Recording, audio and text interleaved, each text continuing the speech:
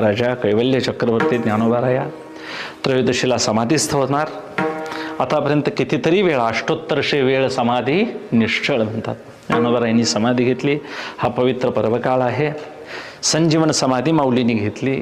ती एकादश आजची आहे, उत्पत्ती एकादशी, कार्तिक वद्य एकादशीच्या निमित्तानं ही सेवा असून तुकोबाराया ही अनन्य भक्ताची आपली अवस्था सांगतात की देवाला आवडणारी सेवा करावी. देवाला काय आवडतं, देवाचं येणं कशामुळं झालं, देव कशासाठी आला हे सगळ्यांना आता ज्ञात आहे, माहिती आहे. पांडुरंग परमात्मा पंढरीत येण्याचं कारण हे सगळ्यांना ज्ञात आहे.